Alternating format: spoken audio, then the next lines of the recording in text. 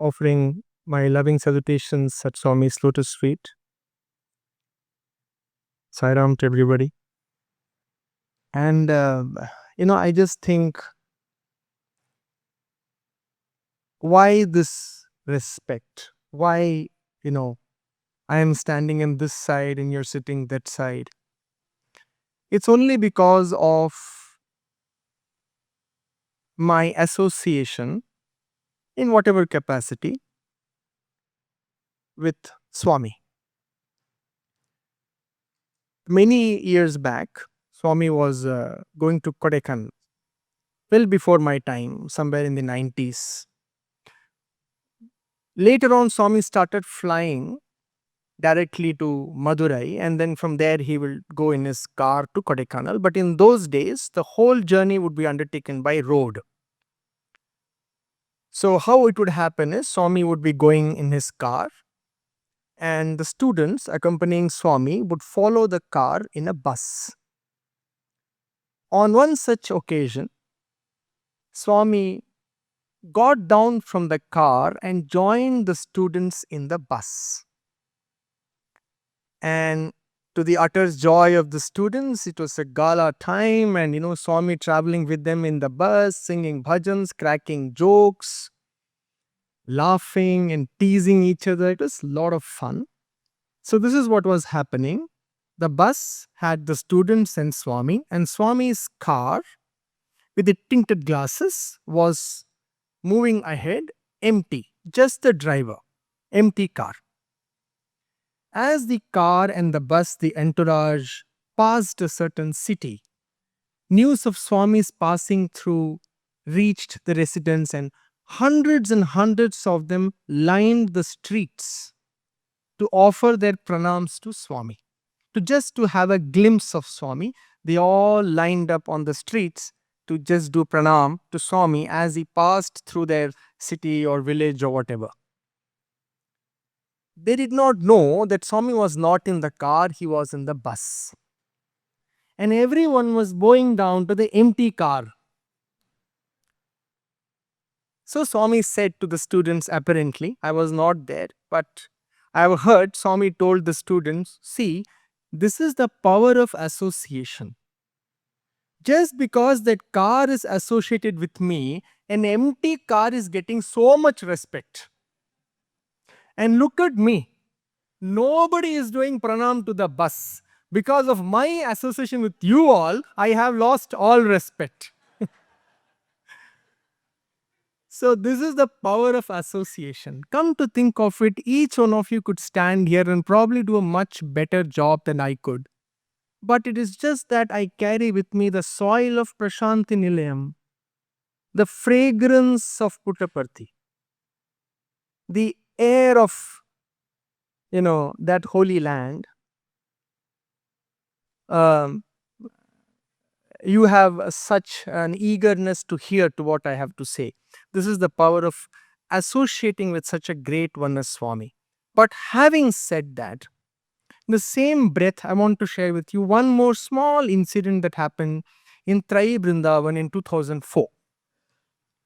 One day, Swami called about 5 of us. All of a sudden, around 2 p.m., word was sent. We were in the hostel. Then he went running to Trai Vrindavan. Swami was in the first floor in one of the rooms.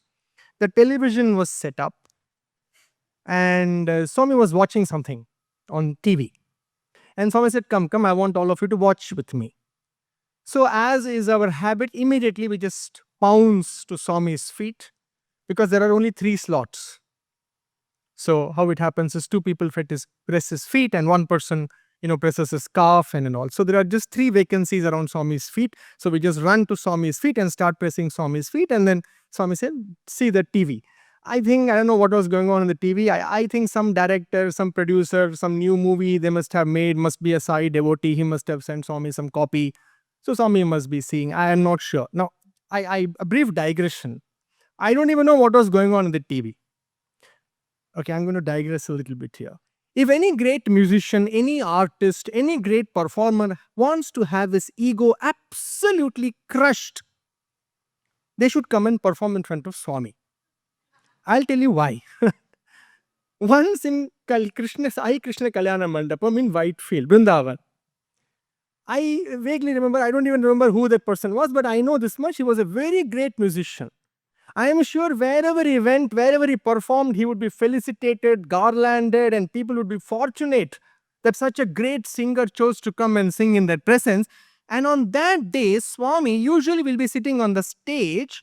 He chose to that day go and sit in the middle of the students, somewhere where that gentleman is. Swami sat. What happened? That musician, the great musician, is performing, and the whole audience is turned to Swami with their backs to that person. And I still remember I was right in front of Swami and looking at Swami, and Swami was like, "Hey, Akrachuru, look there." And we won't even budge. And then Swami will very firmly, "Hey, Akrachuru, look there." Because he says, I mean, there is only an extent to which you can say no to Swami, right? And then you say, look at him for 3 seconds, and then again, how many times Swami will say, look, and then we'll look, and again look back. This went on, and well, finally Swami will give up. The whole audience will be turned, and that man will be singing gloriously to all the thousands of backs. So anyway, why I am saying this is none of us had any idea what was going on in the television. And Swami wanted to watch whatever he was watching. He was very engrossed and he wanted us to watch. But that's not the incident. What happened was, there was a couch, one person couch, Swami was sitting, and there was another couch right next to Swami, with the arms of the couch, joined, and that couch was empty. And as we all sat, Swami asked me, sit next to me. And I didn't know what to do. I was totally shocked. Son, ikkada kuchu. Hey, lay. Swami said, get up, sit here. Get up from there, sit next to me. And I was trembling. I still even remember, like I began to perspire. How do I sit next to Swami at the same level? It was the same identical couch. The same couch. And Swami was sitting on one, and so, sit here, come sit here, watch with me. And I said, no, Swami, I can't. My place is at your feet. How can I sit next to Swami? I said in Telugu. Swami said, hey, don't know pata, come, sit here. As I said, there is only so much no you can tell Swami. So then I sat. I was shaking. My hands were shaking. Literally, like I didn't know what to do. Can I touch Swami, or what do I do? Like, and then Swami took my hand, and then my hands were like this with Swami, and Swami sat. And he knew I was so anxious, and Swami said, and look at me like, what's all the fuss about? And then he said, there's no difference between you and me. There is no difference. And that's all. Of course, that day I did not realize I was continuing to palpitate for the next 15-20 minutes. I was totally blanked out, no idea what was going on the television, nothing. I was just sitting next to Swami. And why I am saying this is, this ties in well with the theme of this conference, or retreat rather, from knowing to being Swami. I feel it is a little bit of a, and I use this word with caution, and forgive me if it offends any sensibilities. I feel it's a bit of a tragedy that so many of us, having come in contact, either physically or subtly, with a being of the magnitude of effulgence that Swami carried, a being of the magnitude of power, of the inner stillness that he embodied, having come in such close proximity, either physical, mental, spiritual, or whatever kind of proximity, we are still satisfied with trinkets.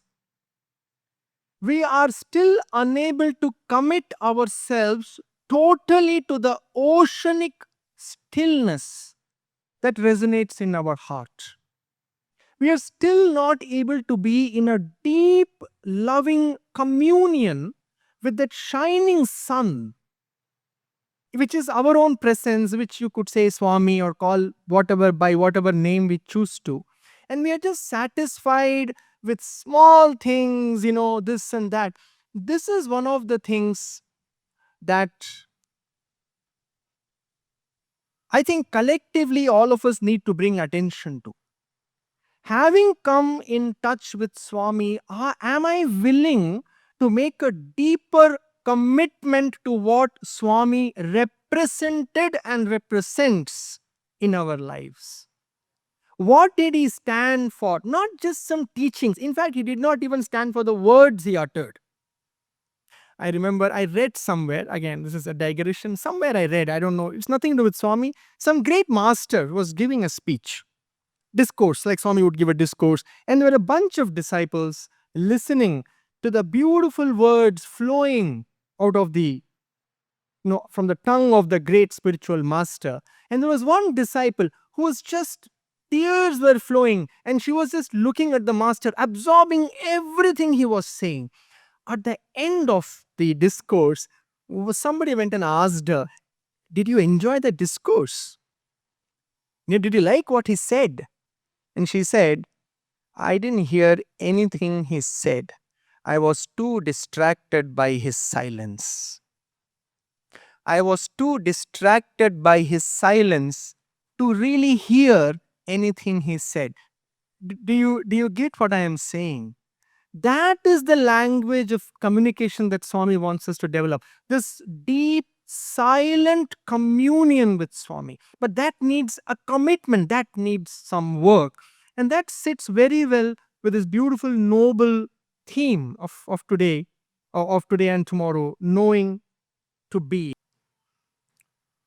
The one amazing thing I found about Swami, and I don't have to tell you this, and having lived physically apart from Swami, as most of you must have, living in different parts of the world. Not many get to live in Puttaparthi.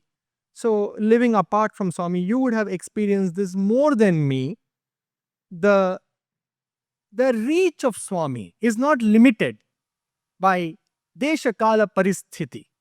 It's not limited by time, space, or any other condition.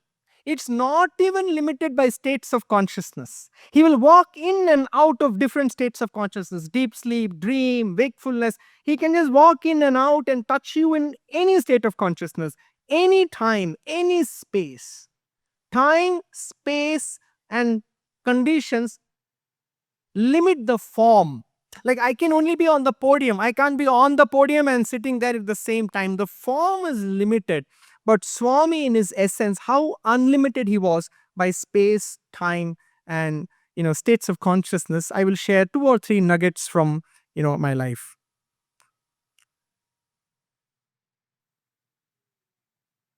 I'll start with something that happened with my sister.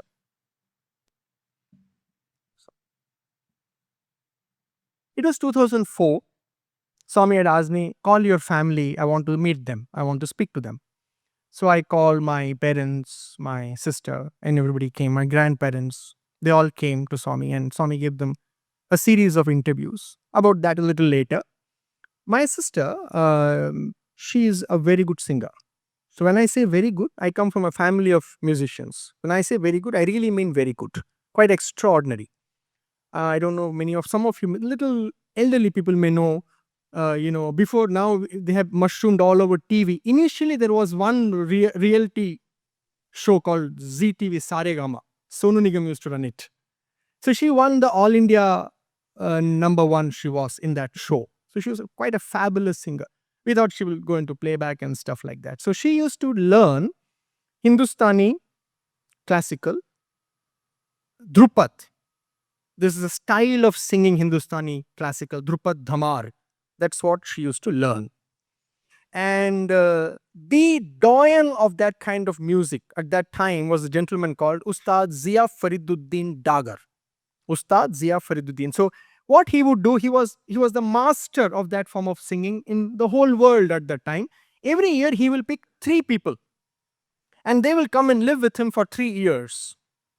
And he will train them. It's like a complete finishing school. And once you learn from him and come out, you are a finished product in Hindustani, Drupad, Dhamar kind of singing. So, cut the long story short, he basically picked my sister.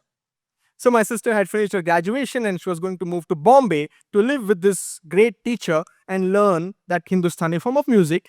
And just before going to Bombay, Swami called all of us for interview, and Swami gave a series of interviews. And Swami asked my sister, "What are you up to? What's this? What's that?" And she said, "Swami, I finished my BSc, MSc in microbiology, and now I want to, I'm going to pursue music, and I'm going to do this." Swami said, "Very good, very good. Chala santosham, chala santosham. Go to Bombay. You have my blessings. You'll become a great singer." Everything Swami said. And there are a series of interviews over 2 weeks. Every day, Swami would speak to them. On the last day, so tomorrow morning, everybody is flying out. No, the farewell interview. Swami would call you and then give you vibhuti packets and said, "Okay, chala manchide, I'm always with you. Go now, live your life. And wherever you go, I am with you and I will go with you and you are never separate from me." We call it the farewell interview, because you don't know when you'll get to speak to Swami again.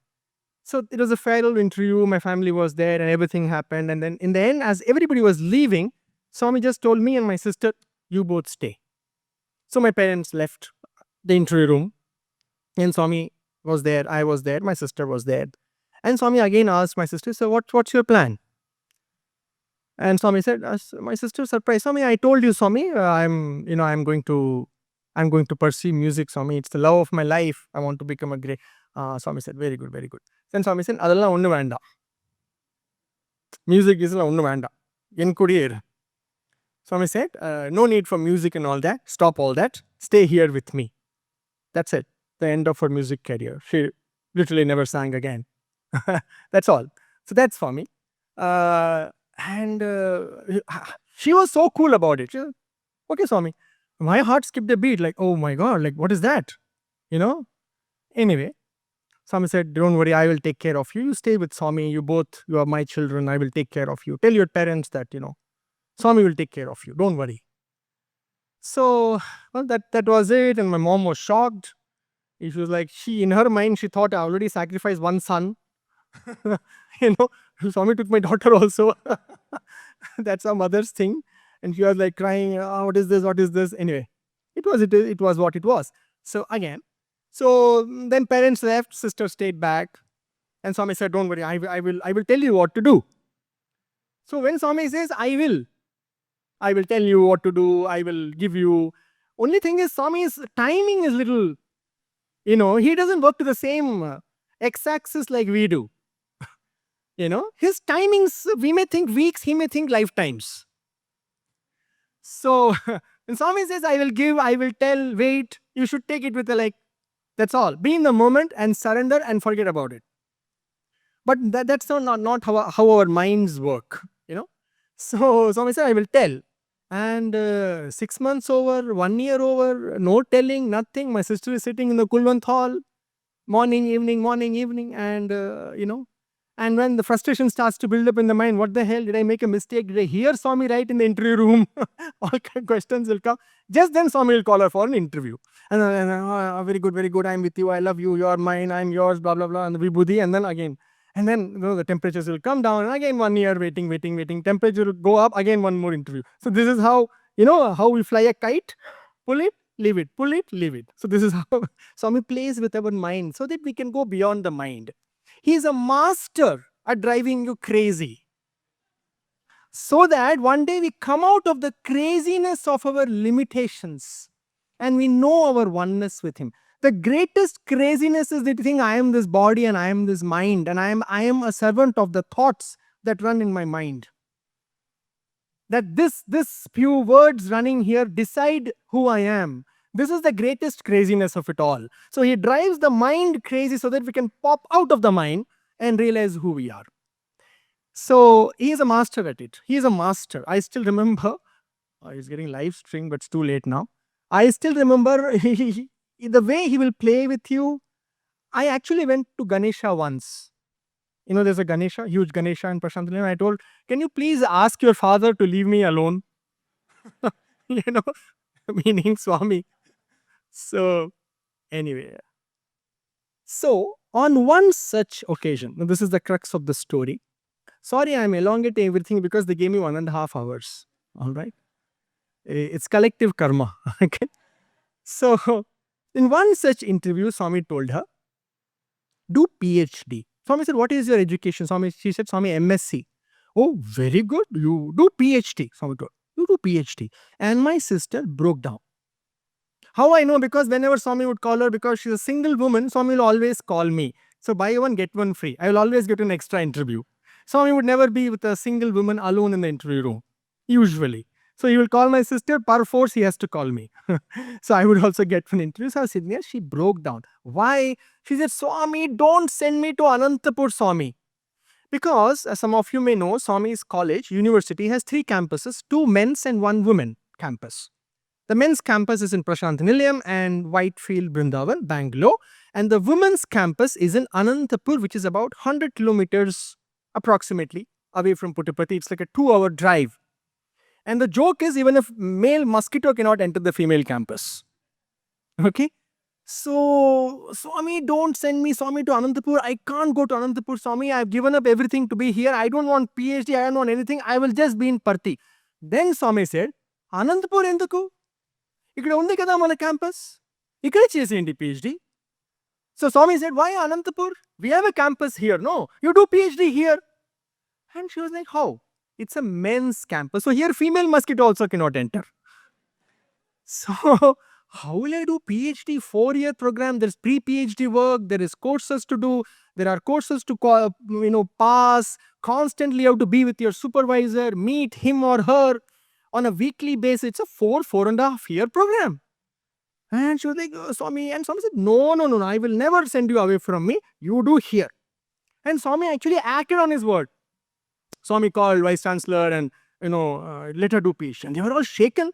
It is unheard of. Never happened. And there was a lot of resistance from the top levels. I don't want to name all the gentlemen, but it's obvious, they have a university to run. So there was resistance from the Vice Chancellor downwards, trust. Everybody was resisting a little bit. But Swami is very gentle. He just made a point and then he left it. But Swami's word, Shabda Brahman, a word that comes from that silence will find its mark always. Always it will find its mark. Swami just said casually, no, why in Anantapur? Ikkada cheyandi. Many years passed. So Swami then eventually gave her a job in SSS IHMS, which is the super specialty hospital in Puttaparthi. In the microbiology lab there, Swami gave her a job and she was doing that job. So she was on the payroll of the SSS IHMS, Sri Sathya Sai Institute of Higher Medical Sciences, which is the Puttaparthi super specialty hospital. Swami left, 2011 happened, it was 2014. A new director came to SSS IHMS. What is his name? Dr. Chaudhary Voleti. And a new Vice Chancellor came to SSS IHL, the university, Dr. Prasad. A very forward-looking gentleman, very progressive gentleman. He became the Vice Chancellor of the university. And suddenly there was a realization that the super hospital is a gold mine of data. The microbiology lab, the biochemistry lab, there are hundreds of patients walk in with different kinds of microbial strands and cultures. It's a wealth of data for the research scholars and the scientists of the university. How come we are not collaborating?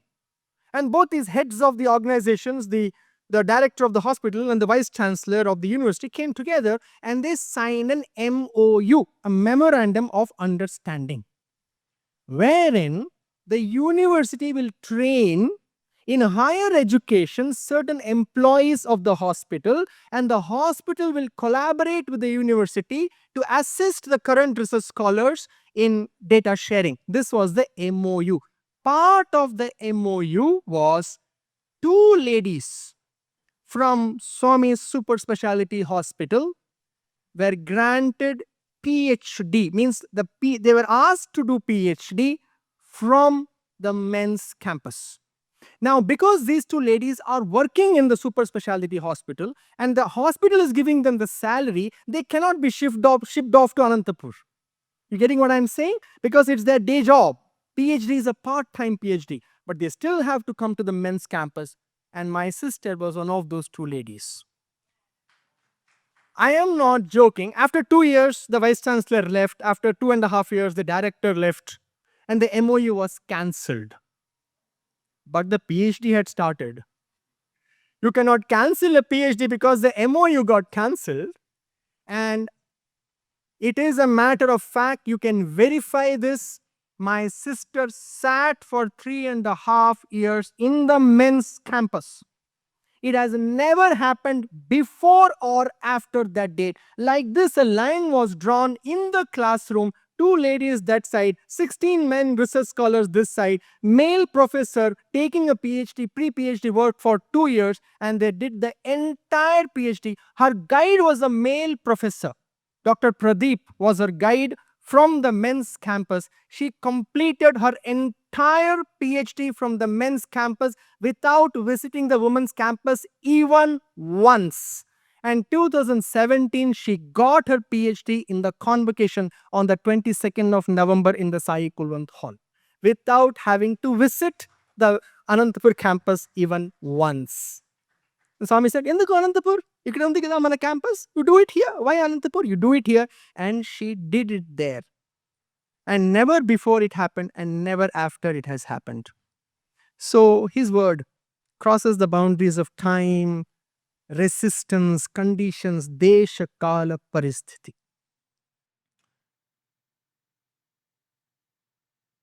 Every time his word doesn't come true also. Huh? Sometimes, as I said, he can drive you crazy. Once, 2004 again, four of us were sitting with Swami. We spent the entire summer with Swami in Trai. Every day we'd have lunch with Swami. Swami was about to leave back for Puttaparthi. It was June, usually June or July. Swami will go back to Puttaparthi from Vrindavan. And it was June and Swami was going to go back. So Swami called the four of us and told, tomorrow I am going back. Don't tell anyone. Why? Because once the word leaks out, there is a mad rush for cabs. Everyone, so many people, hundreds and thousands of people follow Swami.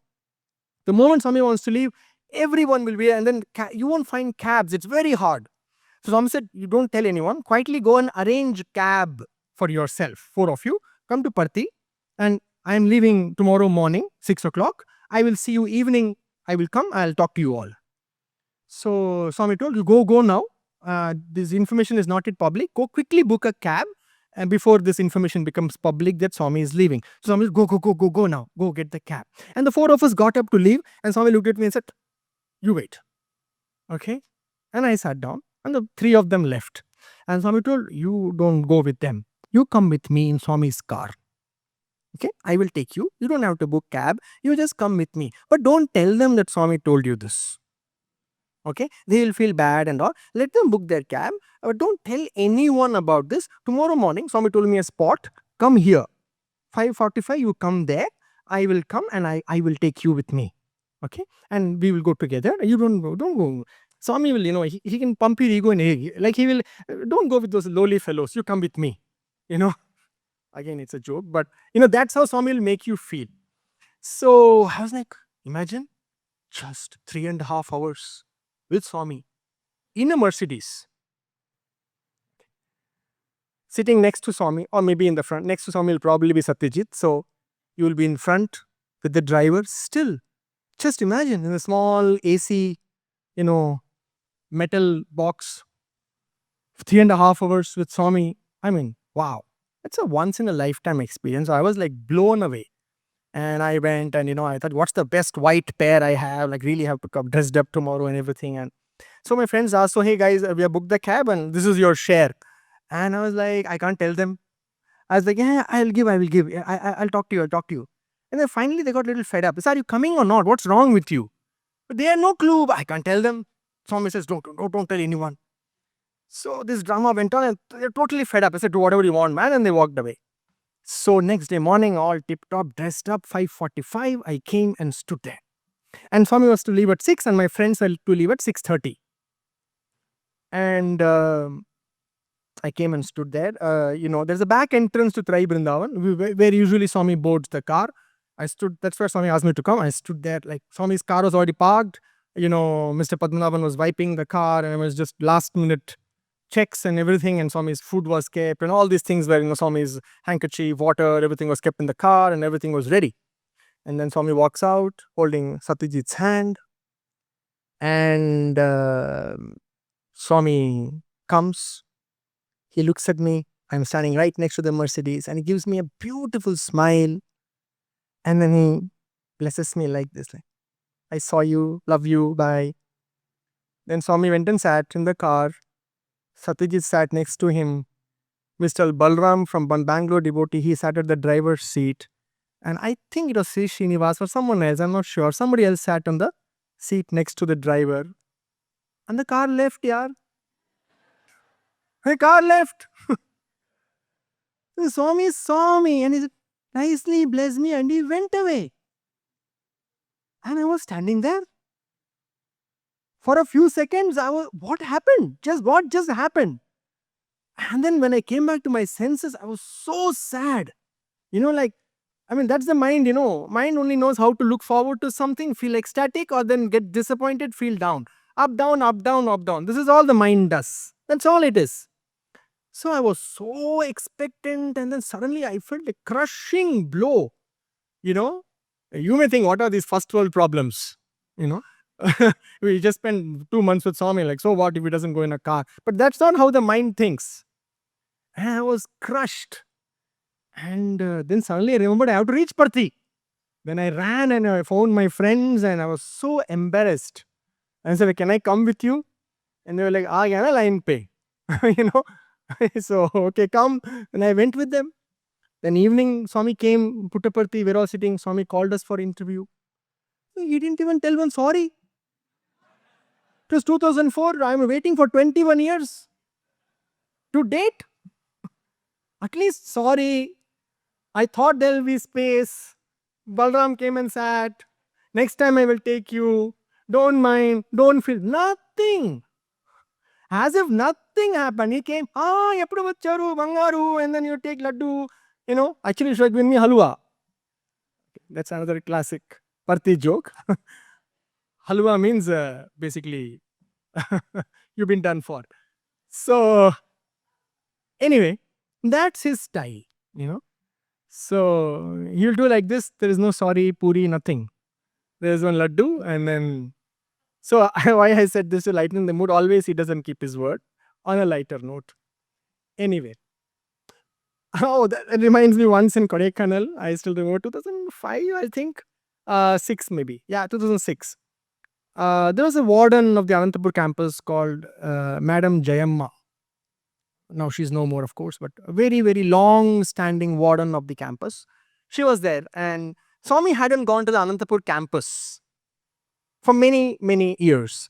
So as Swami was finishing his Kodaikanal session, and he was going for dinner, she stood up and said, Swami, please come to Anantapur, Swami. Please, Swami, the girls are thirsty for your darshan, Swami.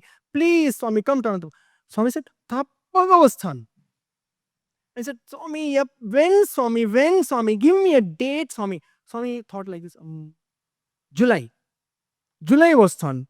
And her face just beamed to say, Swami, thank you, Swami, thank you, Swami. Swami walked a few steps, looked back and said, I didn't tell which year. Actually, he never went to Anantapur after that. But that's Swami. So, again, just playing with the mind so that we know that I'm not the mind. In 1994 or 96, I'm not sure. I was a very, 94 means I must have been 14 years old. How many of you are calculating now how old I am now? 1994, 14, 1980, okay, don't worry, waste of time. So 1994, my mom got a dream. And Swami said, don't worry about your son. I'll take care of him. He's my property. I will take care of him. Don't worry about him. So my mom got up from the dream. I was a very, very mischievous child, So quite a terror. So my parents, obviously, like most parents, their second favorite thing to do in the world is to worry. So she was worrying about me and what will he do? How is he going to end up? What's going to happen? So Swami said, don't worry. So my mom's dream, and after Swami's confirmation, assurance, for some days we were very blissed out. And then after some days, again the anxiety creeps in. 6 months after that, my mom had broken her leg, and with a big plaster of Paris caste. She was sitting on the bed reading Phyllis Crystal's book, I think Taming the Monkey Mind or something like that. And Swami appeared in our bedroom physically. He appeared. And my mom looked and Swami was standing on the doorway. And he looked at my mom and he said to her in Tamil, "Your children are my children. I take responsibility of them. Don't worry about them. I will take care. Your children are my children." And then Swami said, "Sanjay, our systems management தான் பண்ணுவான்." He said in Tamil, which means he will do systems management. Okay. So Swami then slowly, he vanished. And my mom started screaming for my father, her husband.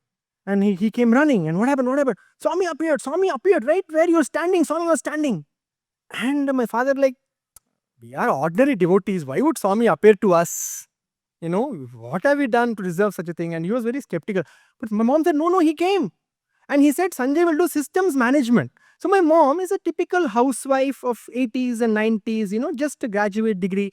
And those are not the days, if some of you can believe, there was no internet. Okay, I'm talking about 1994. There was no smartphone. It looks as if it has been here always. The first smartphone ever on the planet arrived in 2007.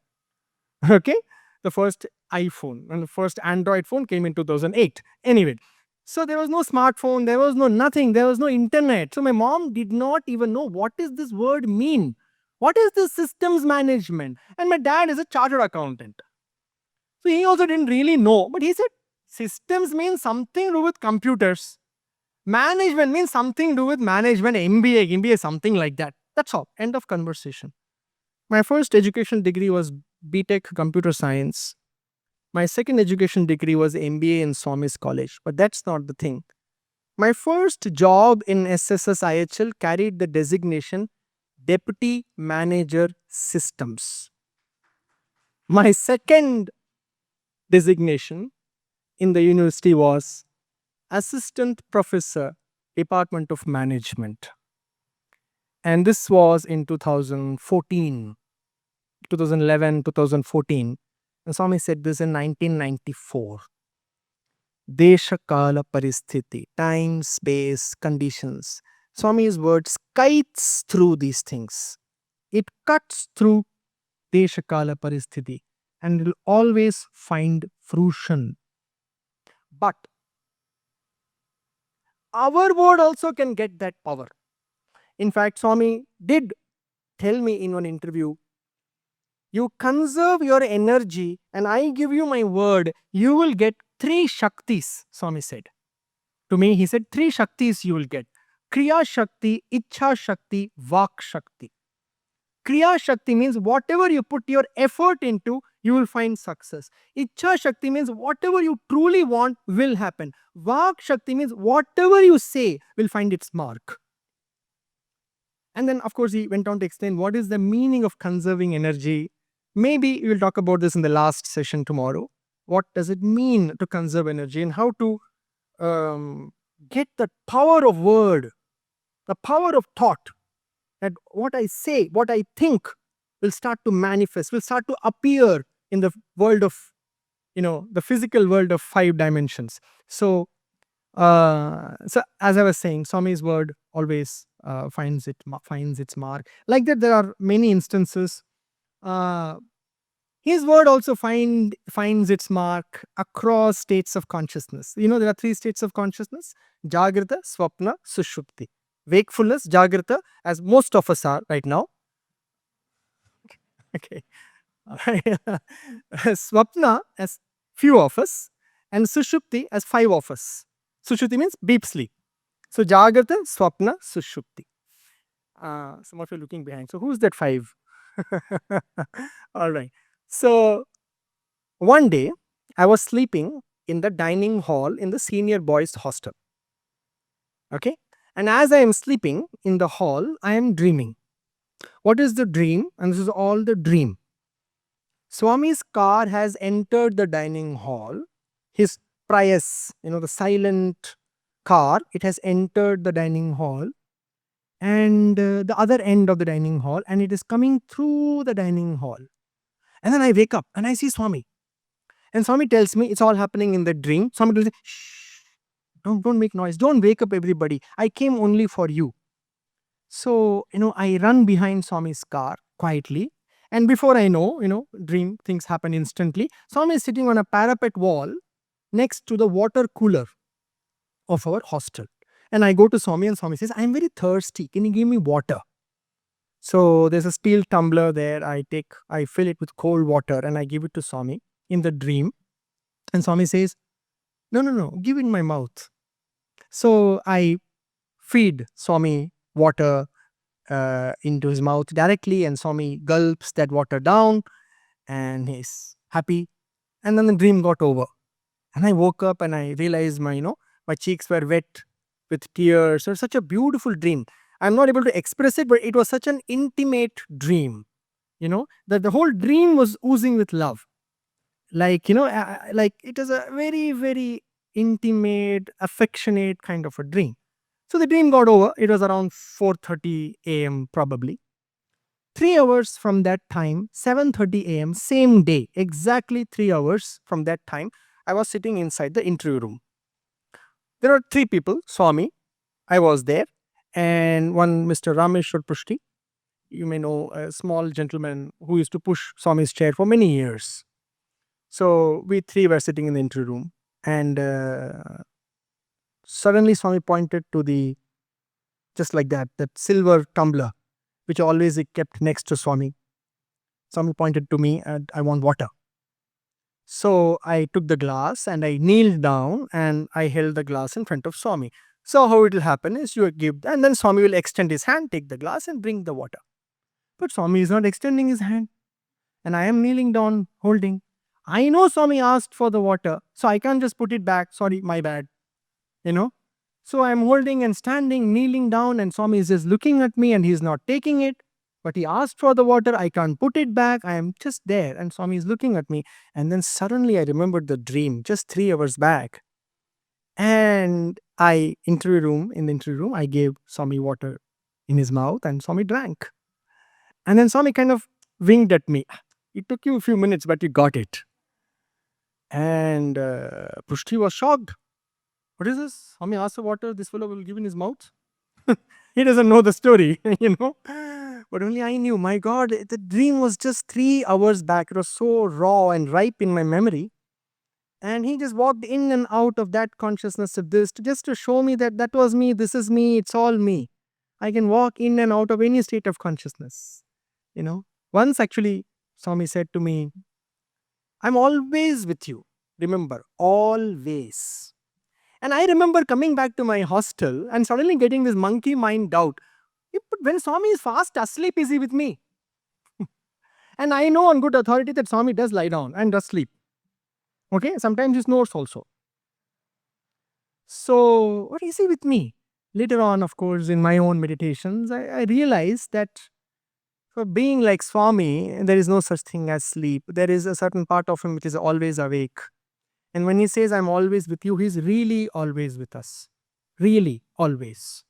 Our job is only to live out that realization and to actualize that in our lives. It's already true. It's already true. Our work is to actualize it in our life. The truth which is already ever present and ever available, how do I bring it down into my psychological experience? Into my lived experience, how I actualize it? That's the game we are playing here. He is already always here. How do I bring it into my life? So, this is how he can, walk in and out of any state of consciousness. So, I will tell you one other time where Swami's word just goes through time.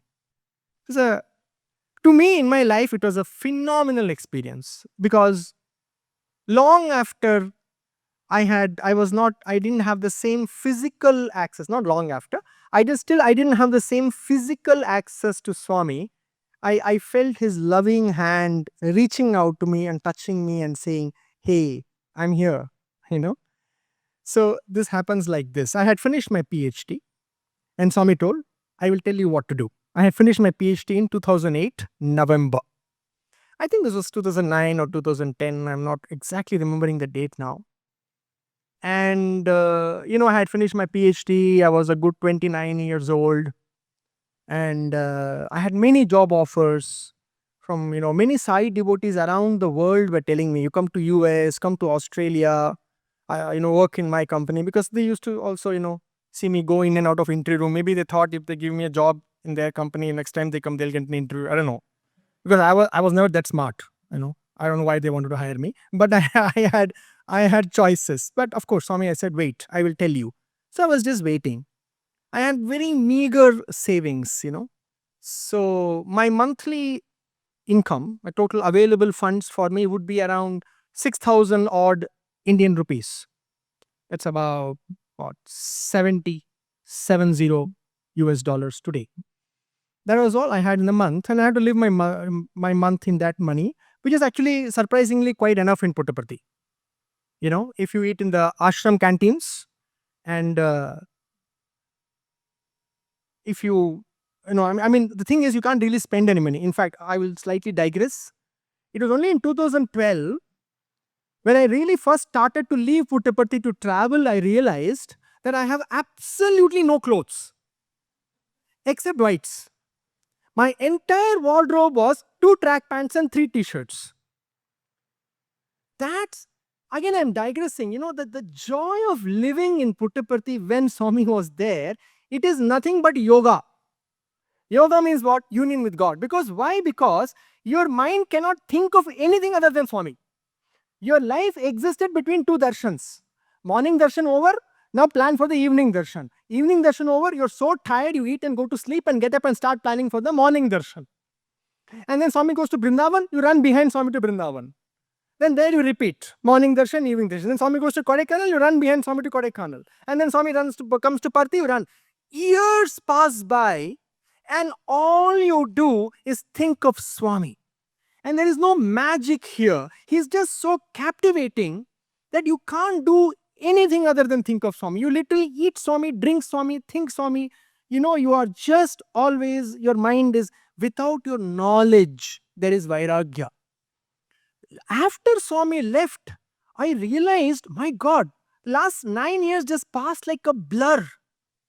And all I wore was white, white, white, white, white. And most of the times you won't even wear footwear. And Puttaparthi, only ashram is ashram, but the whole Puttaparthi, you have to walk on roads. You won't wear footwear. I don't know how to put it. There was such a gay abandon about your life. The idea of me, which great yogis get after years of deep meditation and samadhi, their idea of me begins to fall away. Like this, it will fall away in front of Swami. You will become so obsessed with Swami that in you there will be no place left for me. You will forget what you are wearing. You will forget you have chappal on your feet or not. You will forget your hair is combed or not. You will forget what you are eating. Your stomach is hungry or full. All you want is Kulwant Hall, run. Swami is coming in 20 minutes. What letter do I give him today? What do I do? Will he look at me? Will he smile at me? Will he talk to me? Will he not? Will he, won't he? Will he, won't he? And one darshan is over, then you plan for the next darshan. So, this is how life passes. Again, bit of a digression. That is why 6,000 rupees is a lot in Puttaparthi. A lot means it is enough to live comfortably with dignity. 1 month, what happened? There was an unexpected expenditure. And I had to, it was the 2nd or 3rd of the month. Just the month had started and I had to spend 4,000 rupees. And my bank balance came down to 2,000 rupees. Now this was a setback. Now I was like, oh my God, how am I going to run this month? Like literally, how am I going to eat? Will I get 2 square meals a day this month? The 28 days are left in this month. And that was the first time I felt angry. The last thing I wanted to do was ask money from my father. He's a very simple lower middle class employee. More than that, he would have gladly given me. But he used to keep telling me, you're wasting your time. And not wasting, but he said, Swami told you, see, the thing is this. Swami will tell you, wait, I will tell you. And then after 10 days, he will tell you, go and take a job outside. But do you know, Swami once said, wait, I will tell you, Until you are dragged by your collar and your deposit out of Puttaparthi, you will not leave. That's how Swami students are. Swami will first time what he tells you, that's the truth. He will say, wait, I will tell you. After that, you will go, go, go, go, go. Parents are waiting, parents are crying. Serving parents is the highest dharma. And Swami will tell all kinds of, you're a useless fellow. You're not even serving your parents. Your life is a waste. You just look at Swami with a stone-faced, no emotions. Whatever you said, you will tell me. I will wait. And you know when Swami is serious. That's only people who are close to Swami know that. When he is pricking you and when he really wants, he's telling you what to do, you know the difference. It cannot be explained in words. You know when Swami means what he's telling you and Swami is just playing games. He'll tell, I have seen a very beautiful girl is waiting for you outside. Go, go, go, get married and be happy. Swami is always with you. Don't you trust Swami? All the drama he will do. But you know, and you know more than anything, Swami wants you to not go. I'm telling you this, Swami will tell, go, go, go. But if you are in tune with him, his being is screaming, don't go, don't go, don't go. Don't listen to me. Mouth is saying go, go, but his heart is saying stay, stay, stay. If you tune with him, you will know when his heart is also saying go. Then of course you go, because it is your Guru's command. But anyway, that wasn't happening. But my parents, Swami told you to go, why are you not going? You're not listening to Swami. Basically, they want me to come back, live a normal life. So this is going on. So I didn't want to go to my father and say, give me money. I don't have enough to eat. I had a PhD. I should be capable of earning my daily bread. So that is the first time I felt truly angry and sad. And I broke down in my apartment. Once Thai devotee had given me free apartment to stay. I was staying there and I broke down. I said, this is too much, Swami. I really cried that day. Like, all this is fine, but the pain was so deep that even today I think of it, I can feel the pain welling up in my heart. I said, to you to leave me without 2 meals for a month, this is too much. This you can't do. I mean, come on. You can't make me go ask money from my father so that I can eat. I will give up everything for you, but it's your job to keep me alive. And I get angry and then you say things to Swami, and that's between me and him. And then, then slowly the mind becomes a little calmer. Then I meditated and I sat quietly. The thoughts subside, and then you see the reality of his love. And you see that in everything, something is happening, but something else is looking to emerge. And a real spiritual aspirant is always looking at not what is happening, but in this happening, what is looking to emerge. And I realize what is emerging is a call to me from my Guru. How deep is your surrender? Let us see. Let's remove the grain from the husk. Doodh ka doodh, pani ka pani, they say in Hindi. Let's separate the men from the boys. And let's find out what are you really made up of. So I realized that that's what's trying to emerge. And I meditated, and there were a few realizations that served me very well. I realized that all the challenges only in my thoughts. Even today, the work I'm doing, in coaching people, the fundamental premise is what the mind tells you is not true. It's not true at all. Mind is an timeless liar. Anyway, the mind is telling what is going on. This is so wrong. This is so unfair. How can Swami do this? Thoughts subside. Then you see the reality of Swami's love and how he is holding you. And all my worry, everything went away. Then next day morning, I got up and, I felt very energetic and I wanted to, rearrange my shelf, my wardrobe, and, my wardrobe, which had 18 pairs of whites, 2 track pants and 3 t-shirts. So I started rearranging, and right at the bottom of my clothes, there was an old envelope. Okay, before this, what happened was, some of you may have heard this on YouTube. I had gone, those days there was no online banking or, what is just catching up. So to see what is your balance, you have to go to the ATM and you have to key in, and there was small black and white slip will come, which will say amount balance. My amount balance was 2044. 2044 rupees. That was what's left in my balance. Now I had that slip with me. Then after the meditation in the evening, I forgot to tell you, I got so energetic. I said, Swami will take care of me. I took a pen And I put one zero at the end of 2044. I made it 20440, 20,000 rupees. And I said, I'm going to live as if I have 20,000. I'm not going to worry. Inside me, I'm going to live as if I have 20,000 rupees. I'm not going to worry. I'm just going to live every moment. Just be here. Surrender to Swami. I'm just going to live. So this is the, the what happened, the preface. The next day morning, I was cleaning my cupboard and I found this old envelope. And I didn't know what this envelope was. And I took out and I opened it. There was a bundle of notes. And I took out and I started counting it. I think it was 500 rupee notes. Thankfully, there was no demonetization then. I started counting. There was exactly 18,000 rupees in that envelope. And my bank balance was 20,000. I wish I had put two more zeros, but I only put one. So it was 20,000. And I was like, where did this money come from? What is going? Then I remembered 4 or 5 years back, in the middle of my PhD, one day Swami called me in the interview room and he said, I am your mother and father.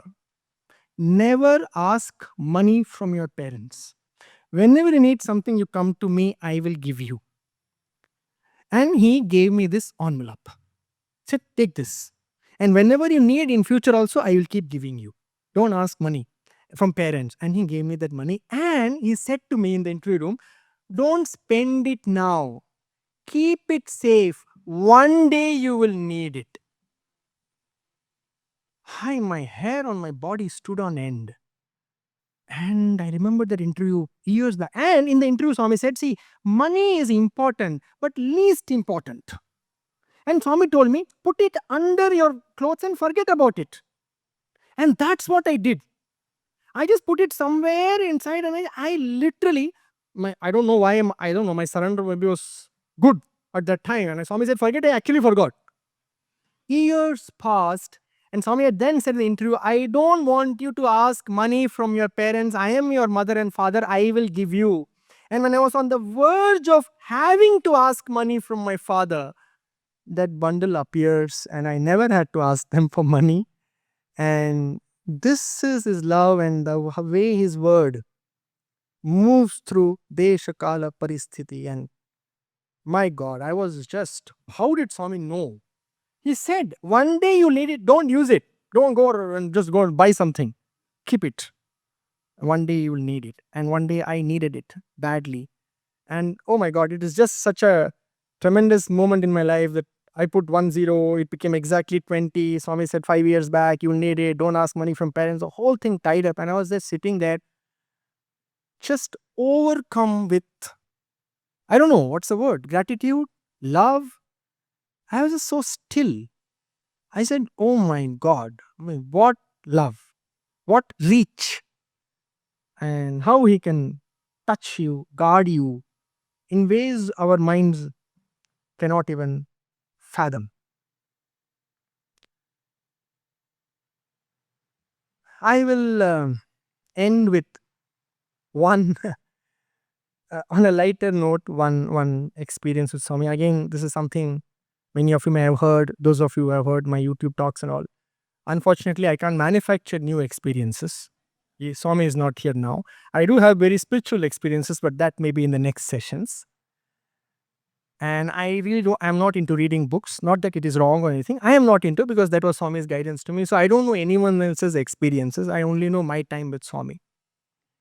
So one day, when you are new in romance, you can get away with a lot. So it was new romance with Swami. When Swami had just started talking to me and started giving me attention, it was 2004 or something. And those days you can say anything. Swami won't mind. He will also let you go. You can do anything, say anything. But one must remember, you are in the presence of a divine being who is so rooted and so conscious that our minds can't even begin to fathom. So I learned this lesson in a hard way. Funny but hard. Hard way. It was India's election time. Indian elections, general elections, the government changes. It's a big event in India. Those of you who follow news, it's the biggest thing that happens. Usually once in 5 years, but if governments fall, it can happen more often. 2004, there was an election. Some of you may remember, some of you may not.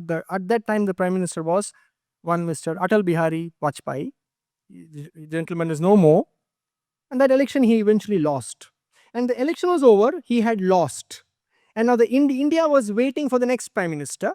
And the strong rumor was one lady called Miss Sonia Gandhi will become the Prime Minister.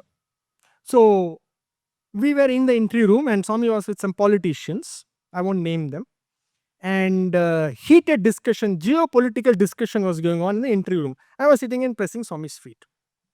And something was going on and somebody said something, and and someone said, Swami, India has no self-respect. By the way, when I say this, this is not an indication of my political persuasions. I'm just saying what happened in the interview room, okay?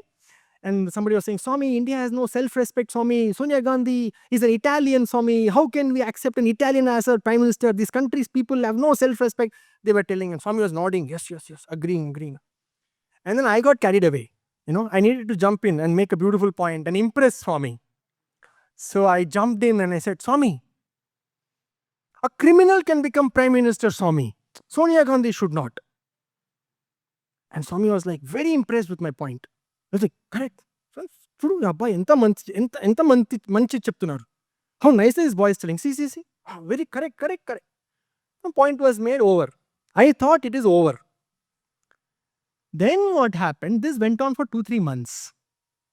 Every time some politician will come, every time there will be a political discussion, suddenly in the middle of the political and I would be there most of the time in the interview room, Swami will look at me and tell, you wait, ee abbai manchi point cheptaru. Tell what he told that day. And I'll be like, Swami, criminal can become prime minister, Swami. Sonia Gandhi should not. First time it was enthusiastic, second time it was nice, third time it was funny, fourth time it started irritating me. Then I realized what a dumb thing to say in front of Swami. Somebody is having some political discussion with Swami. You know better. They just come and go. They get to introduce Swami. They are political people. They are politicians. And Swami is playing the game with them. You are a student of Swami. You have lived with him, eaten with him, traveled with him. You know. You have seen what he is inside of you. Why should you make such dumb points? Keep your mouth shut and sit and watch the play.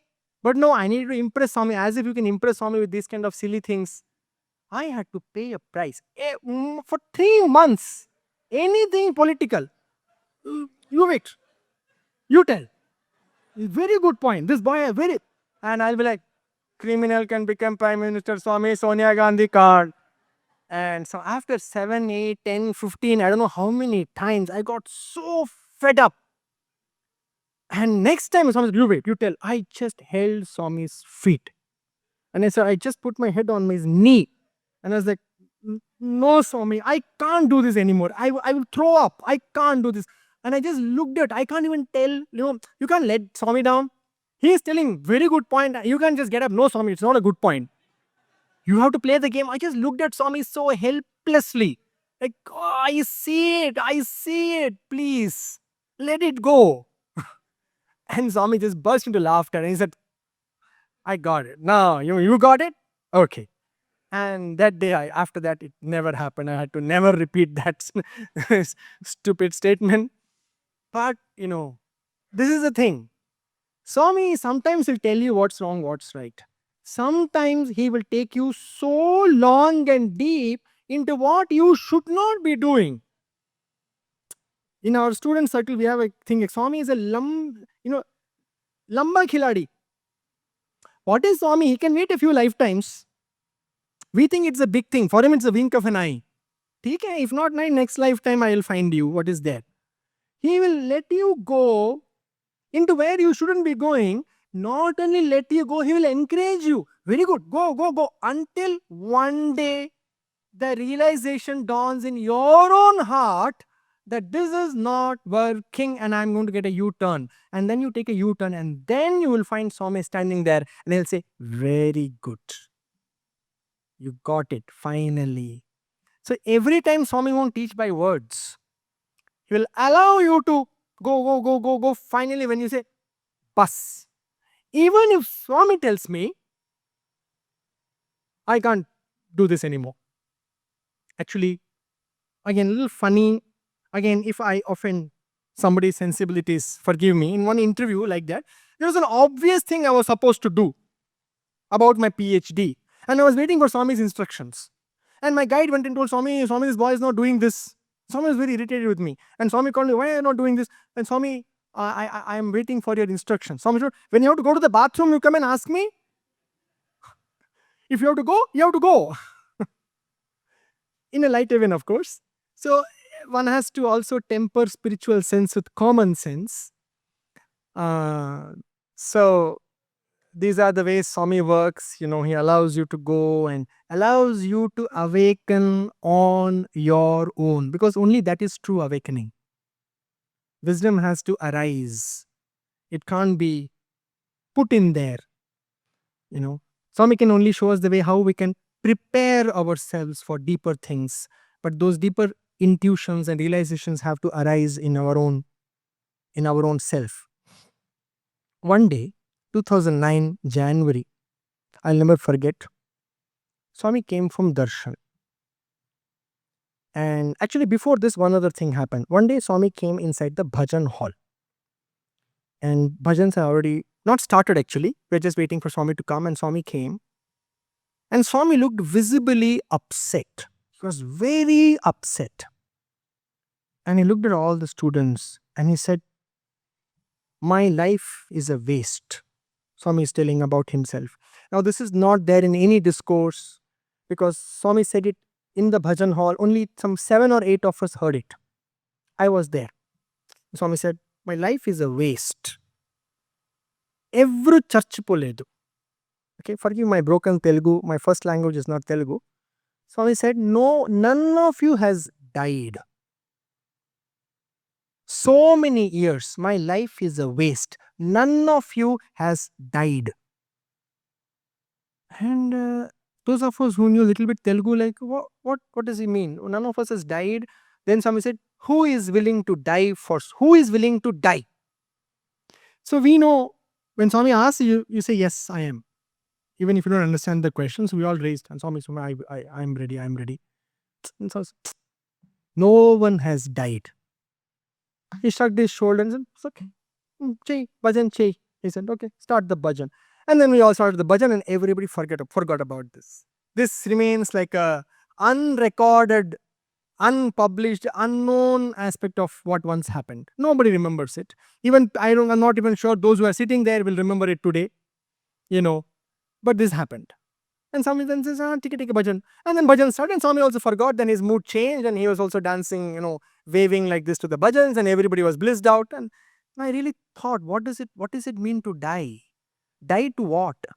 What has to die and what has to live? What do we have to die to? And what has to wake up? I'm paraphrasing. Somewhere in the New Testament, Jesus says, you have to die to be born into eternal life. What do we die to and what do we awaken to? So this has become the abiding work of my life in the last few years. I would say more than a decade. Maybe more on this I will share in the next 2 sessions. Pursuant to this, January 2009, Swami came for darshan. And he finished darshan and went inside and called 2 people for interview, Isaac, Tigret, and myself.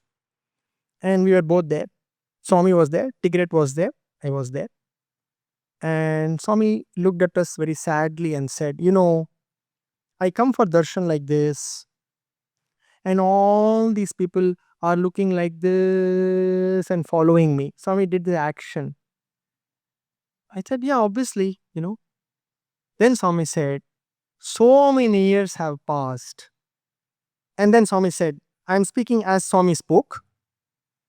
All these people still think that there is something here that is not in them.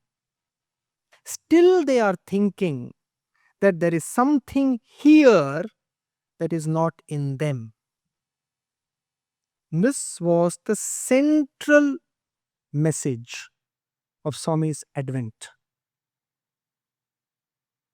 To, to erase that perceived difference between us and him, to make it real in our life. Swami's words, often he used to say, you and me are the same. I know who I am. You don't know who you are. Or you have forgotten who you are. I remember who I am. Otherwise, you and me are same. It's just a question of I know, you don't know. How do we make it real in our life? If not now, when are we going to make it the foremost commitment of our life? And I am not asking this question to you. Please forgive me if it sounds like that. Who am I to ask you this question? I am asking this question to myself. And as I ask this question to myself aloud, I encourage you to ask this question to yourself. Please don't think that I am standing here and telling you something. No, no, no, absolutely not. I know in my heart it's not so. I am asking this question to myself. My guru came and left. My guru is not an ordinary thing. It is so incredible if we see on the timeline of human presence on this planet, for us to be born in that tiny window between 1926 and 2011, and a tiny percentage of the humanity who came in touch with him, and even a tinier percentage who actually recognized his divinity, and even a tinier percentage who wanted to experience that divinity. At least once we have wanted it. This group is that tiny people, that tiny percentage. I'm sorry. No, hold on. The bad news is coming. Guru left, and we're still busy. Remaining busy is not a problem, but we are still engaged and obsessed with mere survival. And I ask this question to myself. This is not to asking to anyone. I am simply asking it aloud because the mic is near my mouth. What is the point? This is the tragedy of us. Everything is His will only. I am saying in a certain context. Don't get me wrong. Nothing is a tragedy. Everything is as it is. It is perfect. It's God's will. But in a limited context, if we see, it is bizarre. Sometimes when I'm meditating, I feel it is so bizarre that why would anybody want to give importance to anything in their life except creating inner silence? Silence is silence. Swami says that. Silence is silence. Why would I accept the bare minimum that I need to do in my life to make a decent amount of money, to take care of my old parents, and to live with decency and dignity? Beyond that, to take some care of the body so that it remains fairly healthy. Other than that, why would I expend my energy, my obsession, my involvement in anything except going after the supreme reality that shines in my heart as Swami? To work to excavate that bliss, to dig it out from the recesses of my heart and bring it to the foreground of my experience and live as gods on earth. What else are we busy doing? What else am I busy doing? Not we, sorry. What else am I busy doing? This is such a joke and also a tragedy. And it is time. See, that is why, if you really see, and let's be very honest, we're all adults here, and there's nothing that we can't talk about. Look at the state of the Sai world. Why you went there? Who did this? Who did that? You can't come here. You can't go there. This one is that one is this. Look at the things we're busy with. This shows the quality of our consciousness. And that is because collectively as a group and individually, we have not given enough commitment to the single most important task, which is to create a deep communion with the Guru in our heart. That is the single biggest thing that is missing, that we have not invested. Return only comes on investment, no? Zero investment, zero return. Whatever the risk, if you want a return, investment has to be there first. Swami always says, you take one step, I will take 10. Has anybody ever heard Swami says, I will take 10, then you take 1? First step you take, I will give you 10 times the return. Investment, I will give you adequate, more than adequate return. But first step you have to take, have I and we invested enough in the single important task of developing a deep inner communion with Swami, drawing his divine presence into my lived experience. Until this happens, the quality of our life will not transform. This is 100%. So, this is something in this retreat, this beautiful theme from knowing to being. Can we move deeper in our connection with Swami, and how can we go about it? Maybe we can deliberate on this collectively, and maybe I can share some of my experiences in the next two sessions we have. And maybe you can tell me what you feel about it. And maybe collectively we can leave this retreat with this one single endeavor. Yes, other things will happen. Nothing wrong. Wonderful things, medical camps, Narayan Seva, this one. Wonderful, wonderful. Good. Please, let's all do it.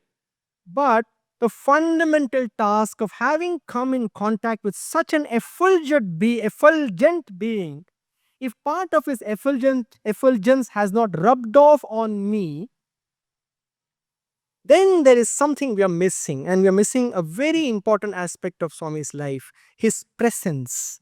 And that presence must become our presence. Once some not devotees, ex-students had come from Delhi, 2004 or 5, many years back, of course, more than 20 years back. And I still remember even their faces clearly because this interview touched me so much. And Swami was sitting there, and there's this 4 5 ex-students were there. I was also there, and one of the boys, I know his name also, so quite a famous boy.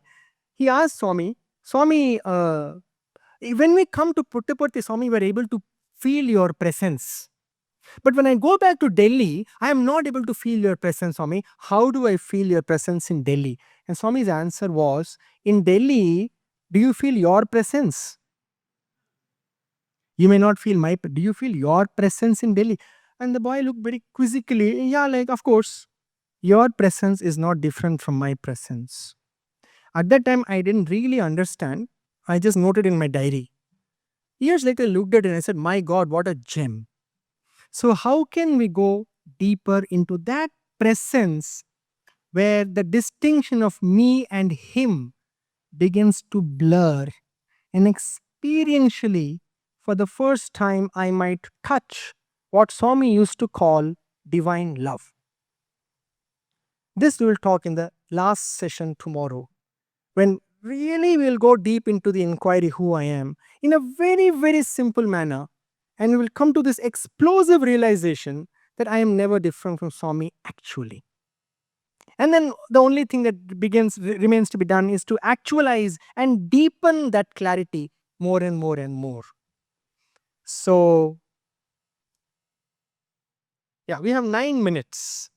Any questions? Not that I have answers, but let us, what's the harm in hearing anything? Anyone can ask anything. Yes, please.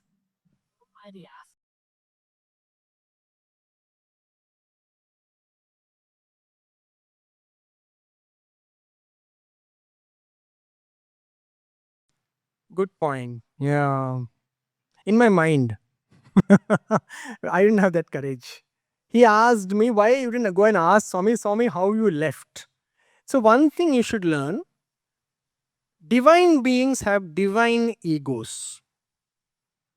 Don't go around embarrassing them. Not a good idea. Trust me. You don't ask difficult questions to Swami. Divine beings have divine ego. Leave it untouched. You'll be safe. So, no, I never asked that question to Swami. Anything else? And let me see if there are no questions. If there are no questions, one quick. Okay, yes, ma'am.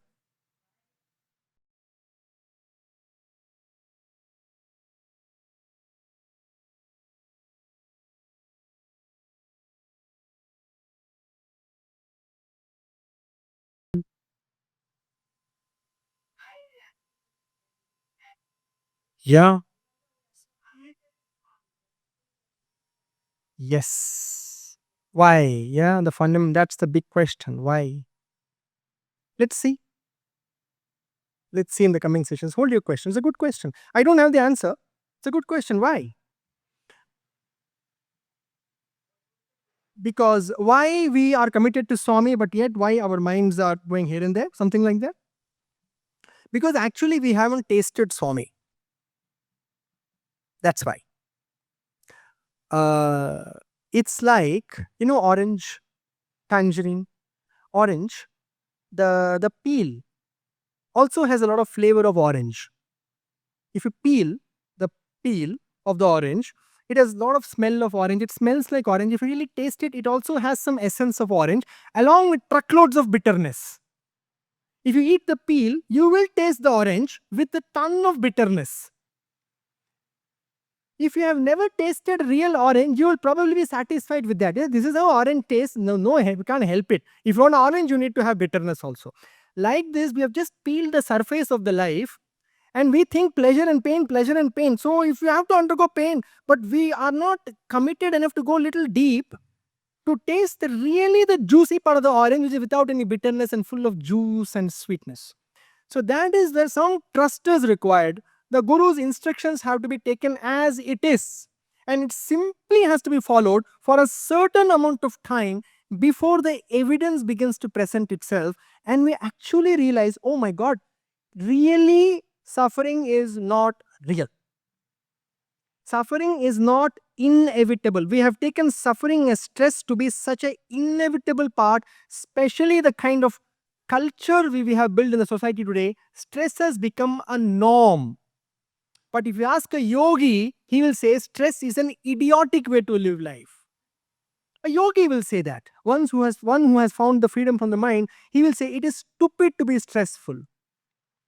But we have taken stress and suffering and disharmony and dissonance to be a part of life. Sometimes in my work, when I'm coaching people, I ask them, how can you be without stress? Stress we wear as a badge of honor. Like, how is it possible to live? As if, you can't live without breathing, you can't live without stress. So because we haven't gone deeper, so we just have to go deeper. There is no other way. Hmm. Yes, ma'am? Sorry, 1 second, please. She raised the hand first. So that lady at the back, I want to ask her.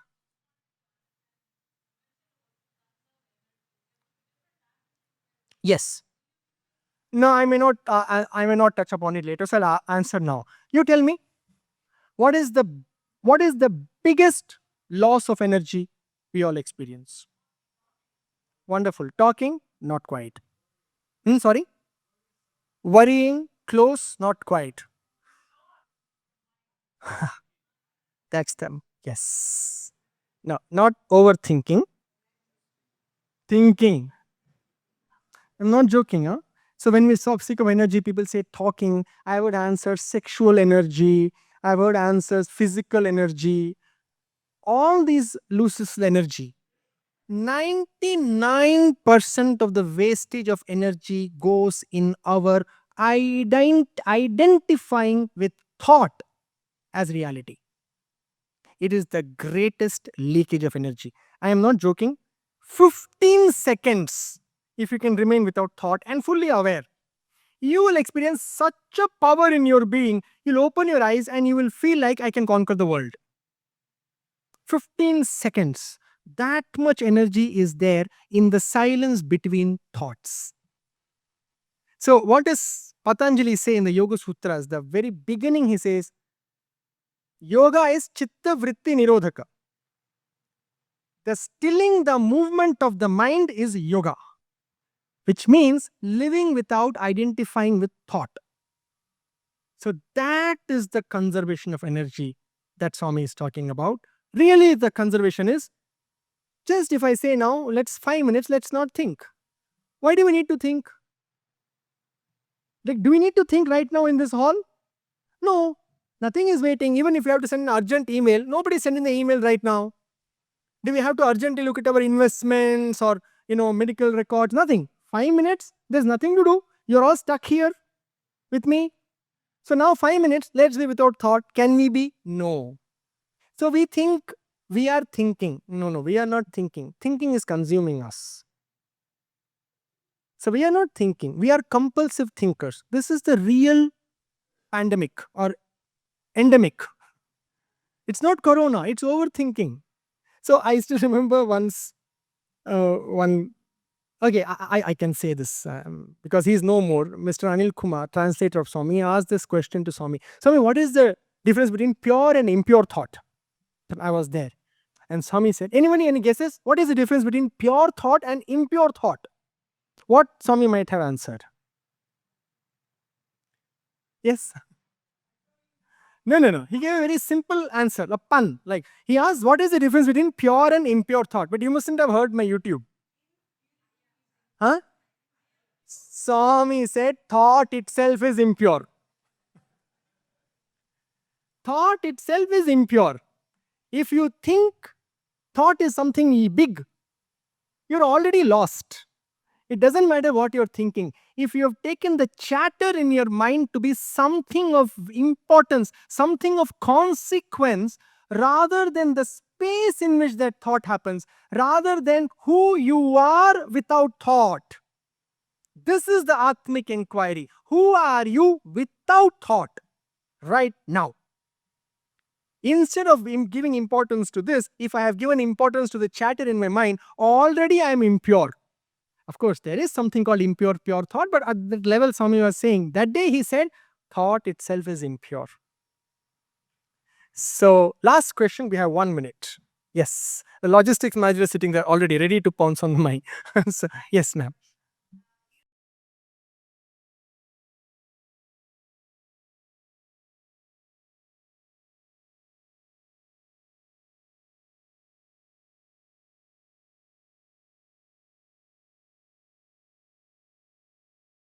So, I didn't get your question at all, ma'am. I didn't hear part of it, and even the part I heard, I am not able to get.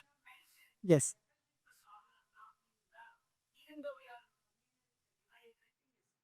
No, no, no. When did I say that? Effulgence of Swami is not love. I'm sorry. Oh, it's not rubbed on us. Oh, okay, okay, okay.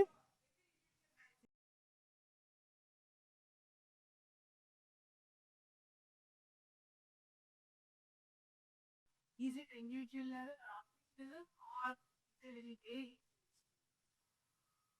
I still didn't understand the last part. Forgive me. Anybody understood exactly what she's saying? I mean, have I, like, have I reached there? Is that what you're asking me?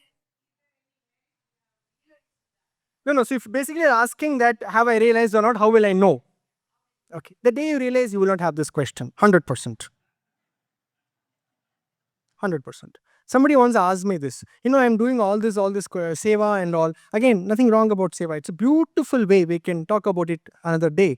But do I need to meditate? Is this all not enough? So, the fact that you're asking means it is not enough. I am not saying it is enough or not. If it were enough, you wouldn't ask, na? You wouldn't get up and ask, is this enough or not? It would be enough for you. You wouldn't ask. So the question, if it arises, am I doing enough, means I am not.